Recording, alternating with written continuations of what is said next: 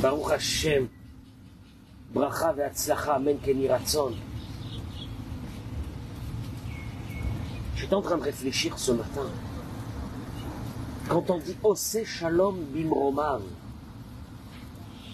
celui qui fait la paix en haut dans le ciel, ou Ya'aseh Shalom Aleinu, il fera la paix sur nous aussi, il amènera la paix sur nous aussi, et surtout le peuple d'Israël, Ve'imro Amen. Je me suis posé une vraie question. Il fait la paix en haut. En haut, on a besoin de paix. Il y a des anges en haut. Ils n'ont pas de Yetzerara, ils n'ont rien. Ils accomplissent la mission divine. Pourquoi il faut leur mettre la paix en haut, dis-moi? Hervé, pourquoi? Celui qui met la paix en haut. Celui qui met la paix en haut, il dit Rabbi Nachman, qu'est-ce que ça veut dire celui qui met la paix en haut? Mais en haut, il n'y a pas de bagarre en haut. En haut, il y a la paix. En haut, il y a la sérénité la plus grande. Qu'est-ce que ça veut dire ça? Pardon, excusez-moi, j'ai même pas mis le micro. J'ai pas mis le micro. Il dit Rabbi Nachman, la paix, il dit Rabbi Nachman, la paix, Hervé, la paix, elle viendra quand tu comprendras que chacun est différent de l'autre et qu'il a une mission différente l'un de l'autre. Tu entends, Eric? La paix, comment elle vient, la paix? Alors Dieu dans le ciel, en haut, avec les anges, c'est clair. Chacun a sa mission. Et comme chacun a sa mission, chaque ange est différent l'un de l'autre. Et donc il met la paix pour chacun. Parce que la paix ne viendra que quand tu comprendras que l'autre qui est en face de toi et qui te ressemble pas, il te ressemble pas, tu sais pourquoi? Parce qu'il a une mission différente de toi. Quand tu comprendras ça, il y aura la paix. Et moi, le problème de ce matin, que je voudrais vous parler de ça, de ce matin, ce problème, il y a beaucoup de personnes qui sont dans des bagarres, dans des histoires, à non plus terminer. Si c'est dans le couple, si c'est avec la famille, et ça amène des guerres qui veulent pas se terminer. Et tu sais quoi? Je me pose une vraie question. Est-ce que ces personnes ont envie de s'en sortir, oui ou non? De ces bagarres? Eh ben, je vais te dire un truc. Tu vas être surpris ce matin. Tu vas m'écouter ce matin, tu vas m'écouter. Ah, Baruch Haba. Que Dieu soit avec vous. Amen. Keni Ratzon. Merci, Michael. Merci. Toda Rabba. Bracha ve'atzlacha. Amen. Keni Ratzon. Je vais vous dire une chose. Il y a beaucoup de personnes que j'ai l'impression, et je vais dénoncer quelque chose ce matin, qui est très grave. Il y a beaucoup de personnes que d'après moi, ils n'ont pas envie. Ils n'ont pas envie de s'en sortir.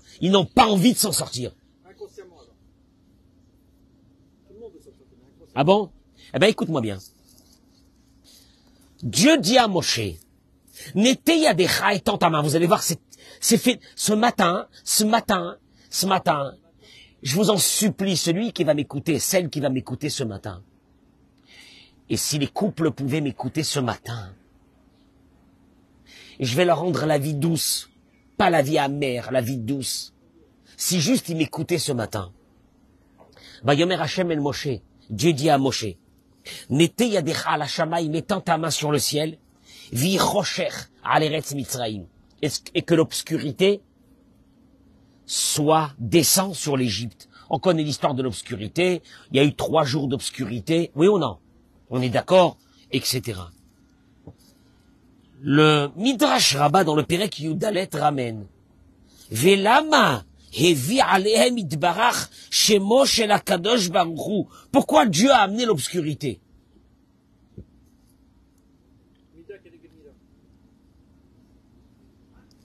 Il dit, chez En lefanav masopanim. Chez Dieu, il n'y a pas de connivence. Il va se conduire avec toi comme tu te conduis avec lui. Ou choker lev, ou bochen kelayot. S'il y a un qui connaît tes pensées, ce qui est à l'intérieur de ta tête, c'est Dieu.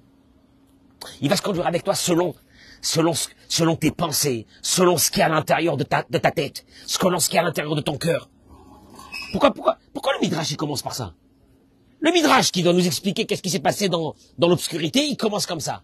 Chez Dieu, il n'y a pas de connivence. Il est droit. Chez Dieu, il connaît ton cœur. Et alors? לפי שהיו פושעים בישראל, שהיה להם פטרונים מצריים, שררה ושלטון. Il s'est passé quelque chose d'abominable avec nos ancêtres. Que vers la fin de l'esclavage, il y avait certains qui ont reçu des postes. Ils ont commencé à gagner de l'argent.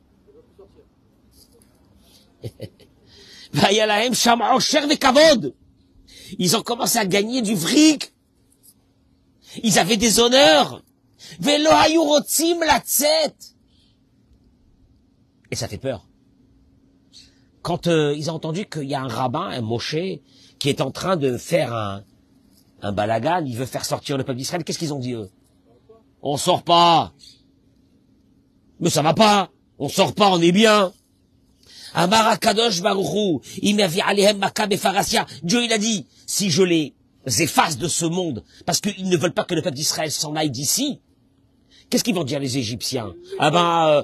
Il n'a aucune distinction. Hein, il tue tout le monde, c'est un peu le balagan ici. C'est le boxon. Qu'est-ce qu'il a fait? Et via la Mitzri Metachosher.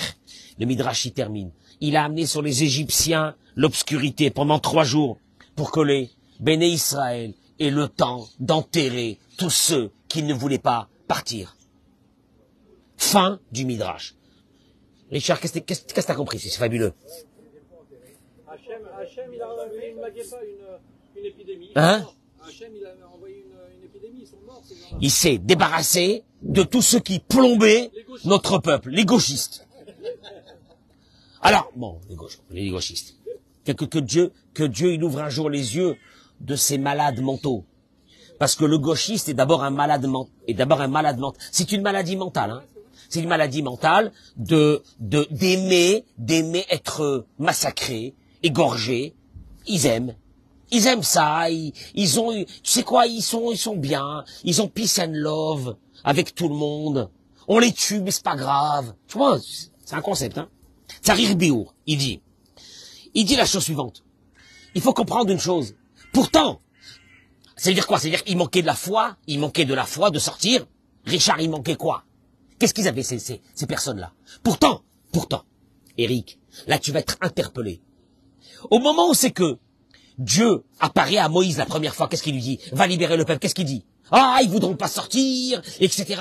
Et là, Dieu, il lui dit, comment tu peux parler sur mon peuple comme ça? Tu es en train de parler du Lachon Hara. Fais rentrer ta main à l'intérieur. Il a fait rentrer sa main. Sa main, elle est sortie avec quoi dans la main? De la lèpre, Lachon Hara. Comment tu parles? Mon peuple a la foi. Alors je te pose une question. Si ton peuple, il a la foi, Dieu, pourquoi au moment où tu veux les faire sortir, il y a une grande partie du peuple d'Israël qui ne veut pas sortir? Hein? Ah, c'est un vrai problème, hein? Un de nos grands maîtres, le Rav Yecheskel Winstein, il dit que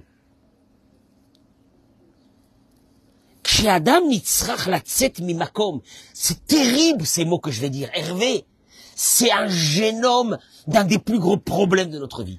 Quand un homme, il dira Rav Yecheskel Winstein, doit partir d'un endroit à l'autre, il doit déménager.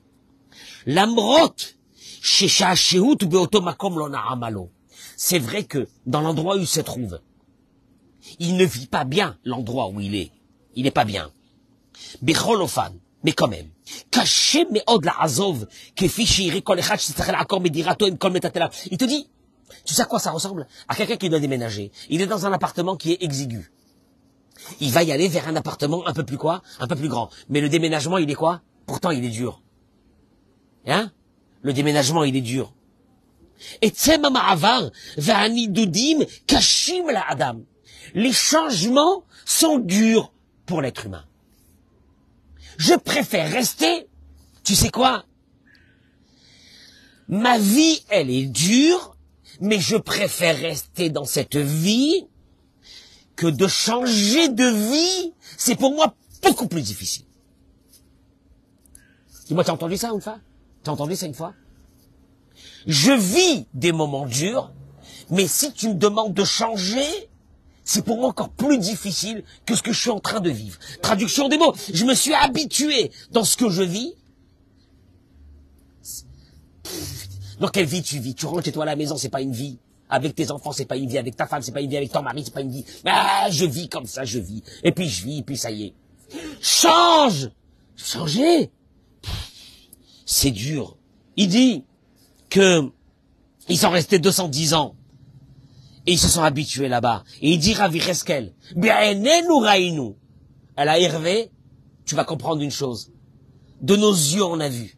Rav Yecheskel Evinstein, qui a vécu avant la Shoah et après la Shoah.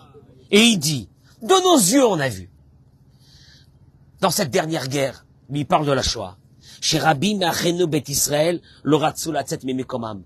Que beaucoup de Juifs, quand on leur a dit, peut-être il serait temps de partir, ils n'ont pas bougé. Alors que les xérotes, les décrets s'accumulaient les uns sur les autres en Allemagne et en Pologne et dans ces pays, ils sont restés. Pourquoi? Car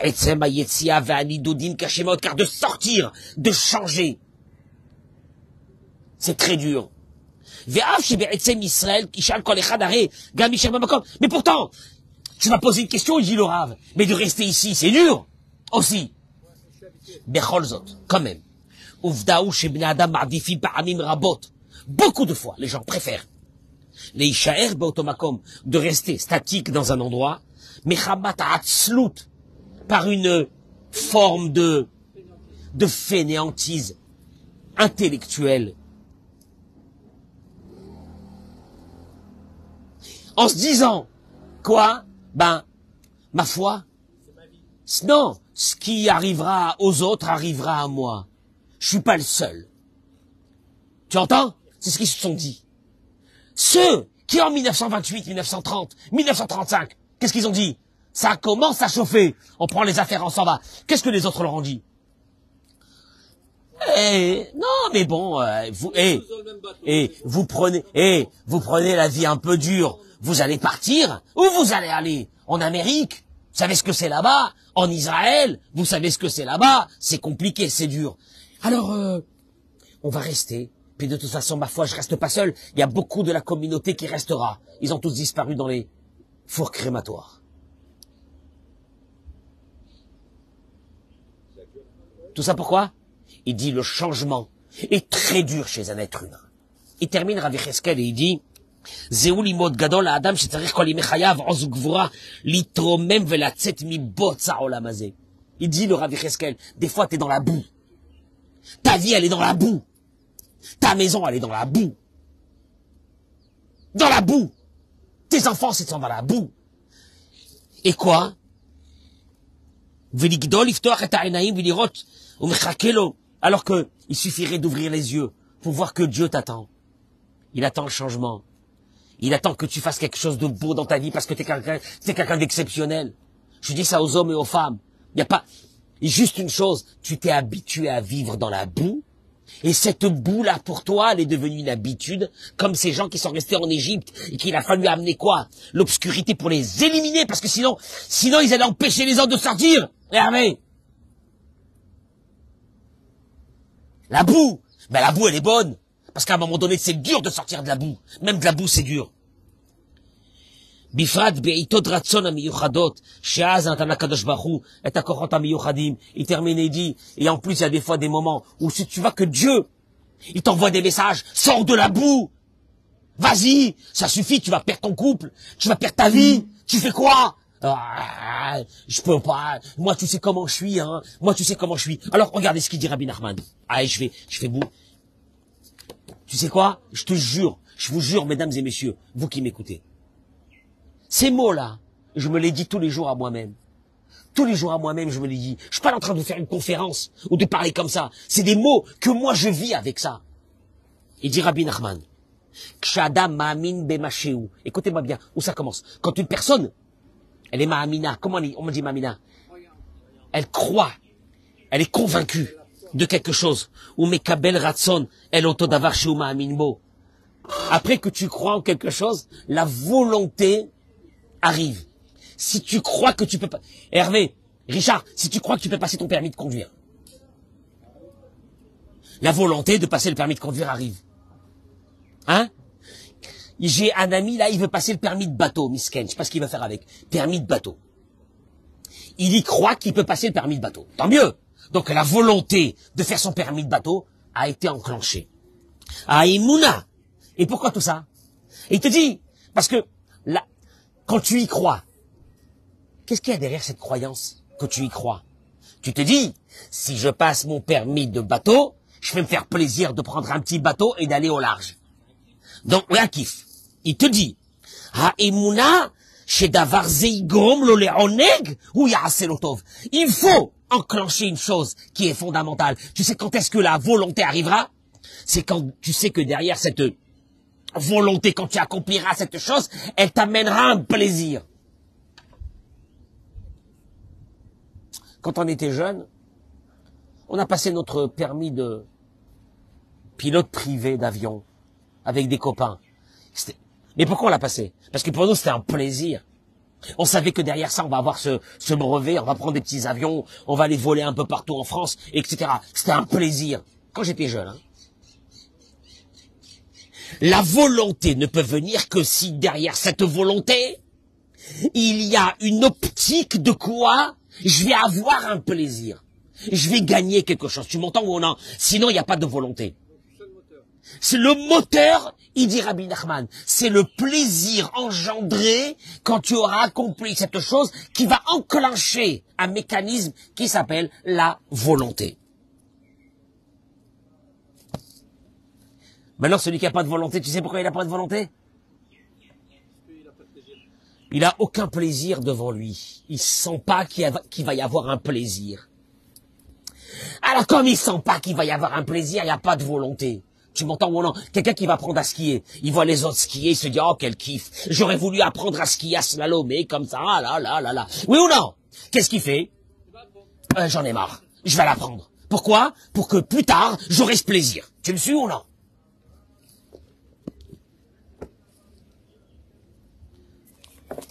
Je vais être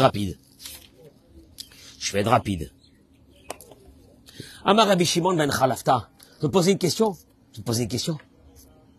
Pourquoi chez toi à la maison, t'arrives pas à avoir un peu de paix? Hein?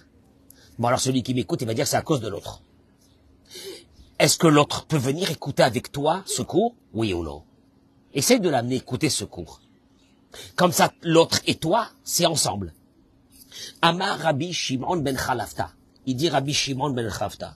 Lo matza akadosh baruchu kli marzik bracha l'Israël et la shalom.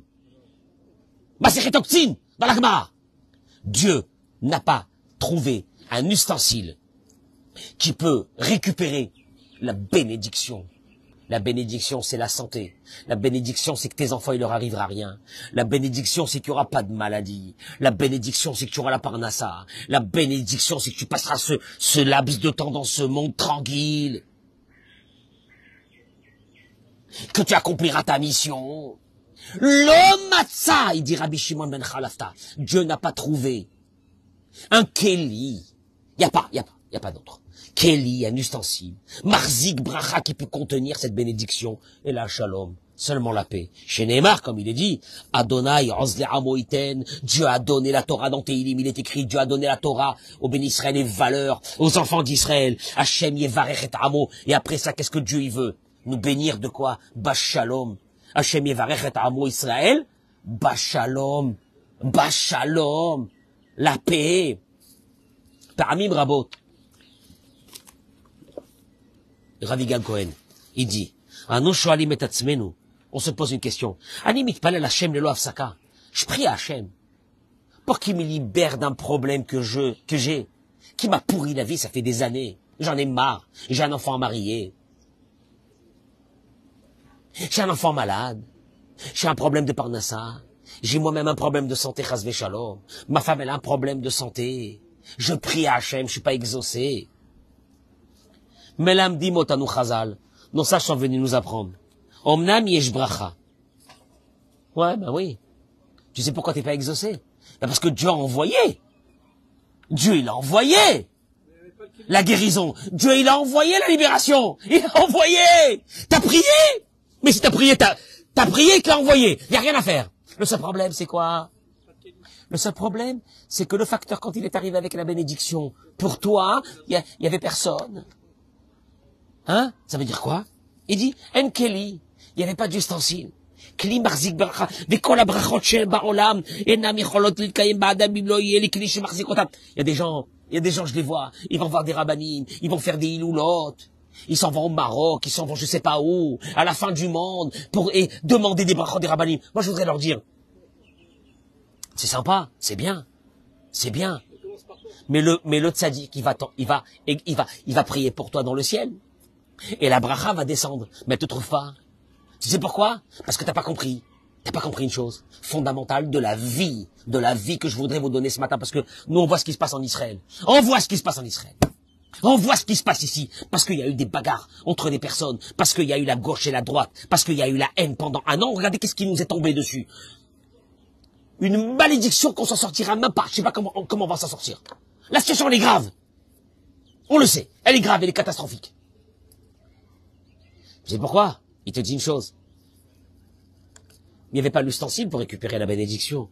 Mais quand la brachot shebaolam, enam yecholim yitkayem ba'adam im lo yeh li klei she'yachzik otam. Et toutes les bénédictions du monde, Richard, ne serviront à rien s'il n'y a pas un ustensile pour les attraper. La reine, c'est pour cela. Dieu, il veut te donner, Hervé, la bénédiction. Il te dit, j'en ai marre de te voir comme ça, comme un chien. Mais je t'en supplie. Moi, tous les matins, je t'envoie la bénédiction. Mais il n'y a rien pour l'attraper, cette bénédiction. Ton ustensile, il est troué de partout. Tu sais pourquoi il est troué de partout? Parce que chez toi, à la maison, c'est la guerre. Ah, je vais gagner. Ah, je vais le faire descendre. Ah, je vais ci. Ah, je vais là, là-bas. Ah, bah, vas-y. Kol echat meitanu. Tzarich, kol achat, il dit, chacun et chacune. Tzarich lish'of liot keli, she'ochal achzik betocho. Il doit avoir cette ambition qu'à un bon moment, donner de la vie. Qu'est-ce que tu fais? Qu'est-ce que tu fais à un bon moment, David? Quand tu as un ustensile pour recevoir cette bracha. Comme Aaron à Cohen, il est écrit, Ohev Shalom, Verodef Shalom, il aimait la paix. Il poursuivait la paix. Mais Sim Shalom Bechol Adam, il mettait la paix entre les êtres humains.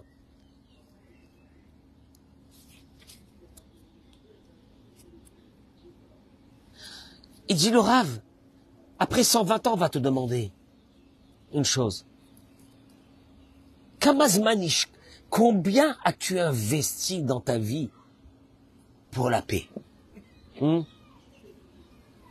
Quand il y a des personnes qu'ils ont la guerre dans le sang, les belles-mères, les belles-filles, les beaux-frères, les belles-sœurs, la guerre dans le sang, ils vont te demander combien tu as investi pour mettre un peu de paix, Ansé Shalom, Bimroma, Vouyassé Shalom, Allénou, Akadosh Baruch Hu, il veut nous donner la paix. Il te dit, j'en peux plus.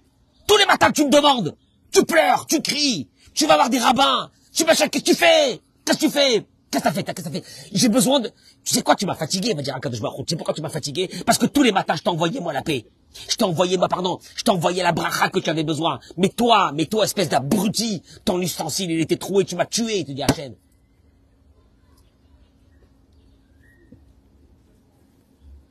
Kamala Mata, on va te demander un jour dans le ciel, combien as-tu appris, as-tu réfléchi, as-tu investi? Ce qu'il faut apprendre, hein. Ah, la paix, ça s'apprend. La paix, ça s'apprend. À ne pas démarrer au quart de tour, à ne pas faire attention à chaque mot, à ne pas faire ci, à ne pas faire à la tempérer, à savoir qu'il y a des mots qu'il faut pas faire sortir de sa bouche parce que l'autre il va être agressé. Il y a plein de choses qu'il faut comprendre, mais il faut les apprendre. Et là dans le ciel ils vont te demander un jour, tu as appris oui pour manger, oui, tu as appris un métier, hein, t'as appris un métier pour gagner ton fric, pour acheter ta bagnole, t'as appris un métier. Combien ils vont te dire dans le ciel? La chose la plus grande que moi je voulais dans le monde, combien tu as investi pour ça? Il dit, Haïm zelo chashuv yoter ma chère, ayofi shebachatuna, tous ces jeunes-là, qui vont se marier, et qui vont devenir plus tard les couples aigris qu'on connaît. Aigris de leur vie. On va lui dire, tu as vu combien tu as investi pour un mariage? Et il dit le Rav, on le voit, pour marier nos enfants, 6 mois, 1 an avant, on commence le stress, oui ou non? Préparation de quoi? Il dit le Rav, vous avez pas honte d'une soirée où tu achètes le smoking, la cravate, le nœud pape, la robe. Tu comprends pas la robe. Pour une soirée. Pour une soirée. Imalaïla echad. Sur une seule nuit. Il fallait investir 6 mois ou 1 an. Pour les 70 ans que tu vis avec ton mari ou avec ta femme, tu ne pouvais pas investir quelques mois de préparation et de réflexion pour arriver dans ce shalom. כל אחד ואחד מאיתנו צריכים לדעת כשאדם הופך להיות נותן לזולת, כשאדם מפסיק לחשוב על כל הזמן על כך עצמו, ובפרט גם בבורא מחיה אותו בכל רגע. מה שווה האדם אם הוא חי? Il dit une chose, l'ambition de Dieu, elle était la suivante, c'est que dans un mariage, il y ait 2 personnes qui sont des donneurs. Pourquoi tu t'es marié? Pour donner à la personne qui est complètement différente de moi en face tout ce qu'elle a besoin pour être heureux, pour être heureuse. L'autre personne, je vais la voir, pourquoi tu t'es marié avec ce monsieur? Pour lui donner tout ce qu'il a besoin pour être heureux.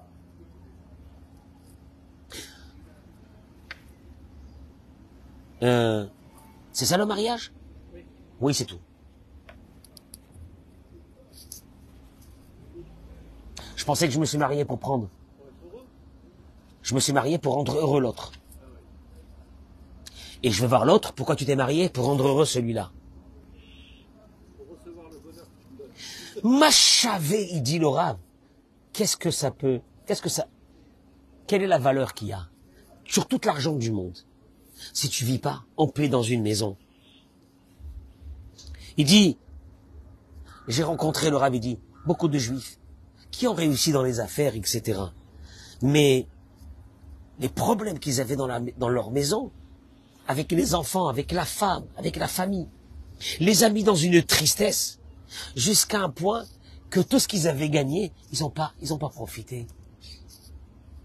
Parce qu'il te manque l'essentiel. La paix. La paix. Adam she'en lo shalom im chavirim. Il dit, Amila shalom, imila kolelet et kol bnei adam ba'olam. ואפילו שלום עם עצמנו בשלום חשוב וקשים יותר בביתו. Il dit la paix, ça englobe beaucoup de choses. La paix avec soi-même, la paix avec les autres, mais surtout dans cette maison où tu vis. Adam shu beshalom im kulam, quelqu'une, pour les hommes et les femmes, qui vit en paix avec tout le monde, et que à l'extérieur on voit qu'il est gentil, et que tout le monde l'aime bien, hein, et on est bien aimé. Et c'est sympa. Oh non. Et à la synagogue, t'es respecté. Hein? Et toi, avec tes copines, t'es respecté. Et tu es aimé. Et tout le monde t'adule, etc. Mais à l'intérieur de ta maison, c'est épouvantable. C'est la guerre. C'est la bagarre. Qui c'est qui va gagner? Qui c'est qui va avoir le dernier mot? Qui c'est qui va écraser l'autre? Il dit le Rav.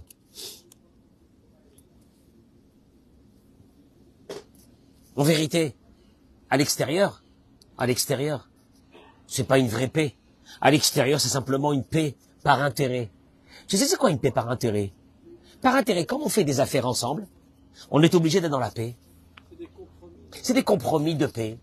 À l'extérieur, j'ai de l'honneur, donc je me conduis bien, hein? Oh non, bien oui, je parle bien, oui. Je t'ai jamais vu en train de faire sortir d'un seul coup une phrase pourrie pour maltraiter l'autre verbalement. Non, Rasvé Shalom, qu'est-ce qu'il y a? Le con dira ton. Et alors, et tu te rends compte comment je vais m'afficher devant tout le monde. Et puis il arrive un endroit où tout ça disparaît. Et où la vérité de ta vie, elle se retrouve. C'est quand tu es avec ton mari ou avec ta femme dans la maison. Parce que dehors, t'as fait le sympa, t'as fait la sympa. Dehors, tout le monde t'aime bien, etc. Tu rentres dans cette maison, et là, tu vas rentrer dans un autre monde qui s'appelle celui du travail, de ton caractère, de tes midotes. Avec la personne qui est en face, qui, au demeurant, au début, quand tu l'as connu, tu étais très poli ou poli avec lui ou avec elle, et que maintenant, les visages, les masques, et puis un beau matin, tu t'es levé et tu as montré ta vraie personnalité. Et là, Kadosh Baruch Hu va te dire, il faut arriver à la paix. Comment il faut arriver à la paix? Travail des midotes. Travail des midotes. Travail des midotes. Et là, il dit une chose. Quand un être humain va se battre pour cette paix, comment? Tu comprends pas, mais tu Mais tu comprends pas, vous comprenez pas, monsieur le rabbin, je vis avec lui, c'est une horreur. Mais vous vous rendez pas compte, vous vous rendez pas compte. Je peux te dire un truc. Si tu acceptes l'autre comme il est, parce qu'il est différent de toi, différent de moi. Je lui dis ça, je lui dis, il est différent de toi. Elle est différente de toi. Elle est différente de toi. Elle réfléchit pas comme toi. Elle n'est pas comme toi. Qu'est-ce que tu veux? La paix, et dit Rabbi Nachman de Breslev, ne peut venir que par une chose. Comment? Le jour où tu fais rentrer dans ta tête ce concept que l'autre est différent. Donc à partir de là, qu'est-ce que tu fais? Bah, tu respectes l'autre dans ses différences. Et vice versa, l'autre te respectera dans tes différences. Différence? Pourquoi différence? Pourquoi il peut pas être comme moi? Parce qu'il a sa mission et j'ai ma mission. Dieu il dit, Oseh Shalom Bimromav, moi dans le ciel j'ai mis la paix. Pourquoi j'ai mis la paix? Parce que c'est clair. Chaque ange est différent l'un de l'autre. Pourquoi il est différent l'un de l'autre? Parce que chacun il a quoi? Sa mission. Donc il n'y a pas de bagarre. Tu sais quand est-ce que les bagarres commencent? C'est quand tu veux changer l'autre. Tu comprends pas pourquoi il est comme ça. Je t'ai déjà dit 100 fois. Je t'ai déjà dit 1000 fois, quand tu dis à un enfant ou à un adolescent. Et on vient pas du même milieu. Mais on vient pas du même milieu. Mais tes parents c'était des blédards. Mais tu comprends. Tu comprends pas. Mais tu comprends pas. Qu'est-ce que j'ai fait de me marier avec un mec? Qu'est-ce que j'ai fait dans la vie? Et tu sais pas une chose. C'est que même si tu te maries avec une fille de ton quartier, de ton bâtiment, elle sera différente de toi. Tu te maries avec un garçon de ton bâtiment, il sera de ton appartement, de ton pavillon, de ton hôtel particulier. Il sera différent de toi.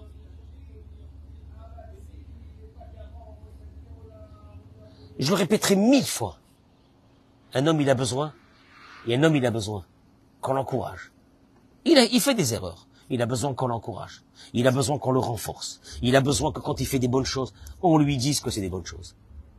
Il a besoin d'être encouragé. N'est-ce pas ou non, Eric? Qu'est-ce qu'un homme il a besoin pour changer? Vas-y, toi, vas-y. Qu'est-ce qu'un homme il a besoin pour changer? D'être reconnu, d'avoir... Non, de pas être dégradé. Si tu le dégrades, tu l'écrases toute la journée, tu lui manques de respect. Quelqu'un que tu manques de respect toute la journée, tu crois qu'il a envie de changer? Tu sais quoi, tu le massacres. Non, c'est pas ça. À partir de ce moment, il dira, maintenant que cette personne me dégrade en face, je vais lui faire 100 fois plus que ce que je faisais jusqu'à maintenant. Tu comprends? Voilà. Elle va chercher la paix ici. Je dis aux hommes, qu'est-ce qu'une femme, elle a besoin? Qu'est-ce qu'une femme, elle a besoin? Elle a besoin de quoi? D'attention, de respect. D'attention, de respect. De sentir que son mari l'aime qu'à elle. Une femme ne partage pas un mari. Il faut savoir. À vous, je vous le dis. Une femme ne partage pas un mari. Ni avec les parents du mari, ni avec la mère du mari. Dans l'ADN féminin, une femme a besoin d'avoir le mari. C'est dans l'ADN pour elle seule. Même les enfants. Il n'y a pas de partage, c'est dans l'ADN. Alors tu peux rien faire, tu l'as, prends un pistolet, tu l'as. Et tu verras que toutes les femmes, qu'est-ce qu'elles te diront? Elles ont l'argent, elles ont tout, elles sont seules. Je suis seule. Elle est seule. J'ai jamais entendu un mari qui me dit je suis seul. Au contraire, quand il est seul, qu'est-ce qu'il me dit? Quel kiff. On a passé une soirée, on était seuls. Ah là là.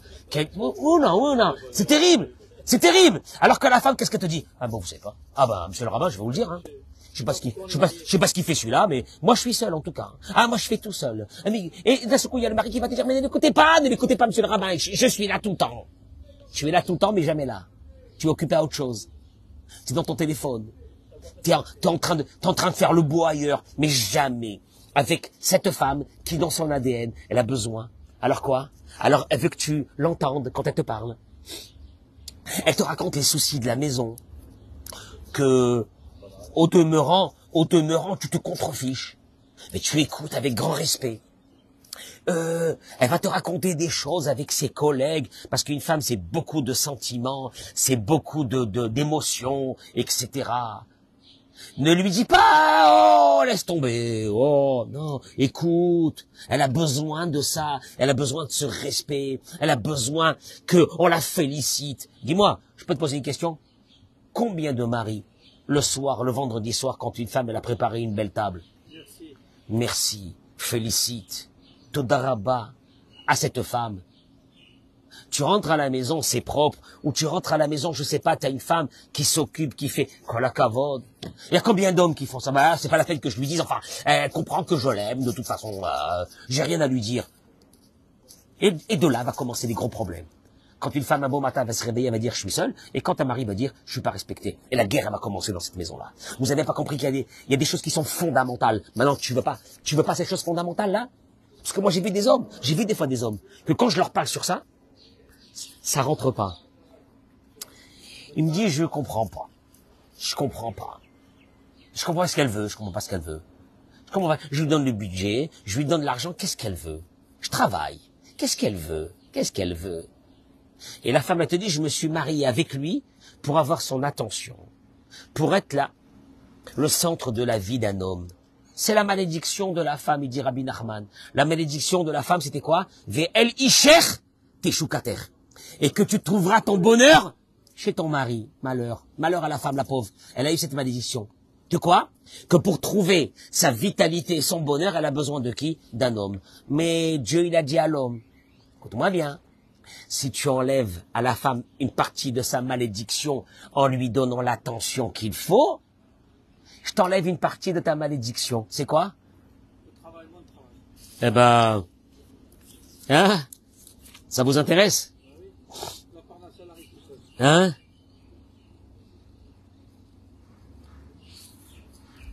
Eh ben, la Gemara est dit. La Gemara est dit. Moi, je vous lis les paroles de la Torah. Hein. Je vous lis les paroles de la Torah. C'est pas le Larousse? Ah? C'est pas le Larousse? Non, c'est pas le Larousse. C'est pas le Larousse. Il y avait un rave qui disait à ses élèves, vous voulez être riche? Gâtez votre femme, rendez-la heureuse. Le tuyau de la parnassa d'un homme, c'est sa femme. Pourquoi? Pourquoi? Hein? Non. Dieu te dit, toi je te mets une femme. Tu vas lui enlever une partie de sa malédiction, qui est qu'elle a besoin de cette attention d'un homme, de son mari. Tu vas lui donner cette attention. Moi, en contrepartie, Mida Keneged Mida, je t'enlève une partie de ta malédiction, qui est qu'à la sueur de ton front, tu gagneras ton pain, je t'enlèverai une partie de la sueur. Et on arrive à une chose, un concept. Je vis avec une personne qui est différente. Je vais essayer de lui faire passer des moments de bonheur. Je peux? Je vais essayer. Si un couple se levait un matin, après avoir vu ce cours, et se dire, voilà, viens, on va amener la paix. Parce que cette paix va nous amener tout ce qu'on a besoin dans notre vie. Ça aurait changé beaucoup de choses. Beaucoup de choses. Ça aurait débloqué beaucoup de problèmes. Qui sont bloqués depuis des années. Oui. Et moi, j'ai constaté une chose. Que dans des couples. Ça, c'est une constatation. Je peux pas dire que c'est vrai. Mais c'est ce que j'ai constaté dans un panel de beaucoup de couples. Où il y a eu une vie dure de ce couple-là. De confrontation ininterrompue. J'ai vu beaucoup derrière ça, beaucoup d'enfants de ces couples qui n'arrivent pas à se marier. Pourquoi les autres se marient? Pourquoi tout le monde se marie? Pourquoi mes enfants c'est difficile? Qu'est-ce qu'il y a? Il n'y a pas le shalom. Il n'y a pas le kli barzik bracha. Il n'y a pas le kli, l'ustensile, qui t'amène toutes les bénédictions. Tu n'as pas besoin d'être un grand sadique pour ces bénédictions. Il suffit que tu aies l'ustensile. Il viendra comment? La paix à la maison. Pas la paix avec les copains. Mytho. La paix à la maison. Moi, j'aime bien quand il parle de la paix avec les copains. C'est facile. Mais la paix à la maison, quoi? Ça veut dire quoi? Je vais m'écraser? Non, tu ne peux pas t'écraser.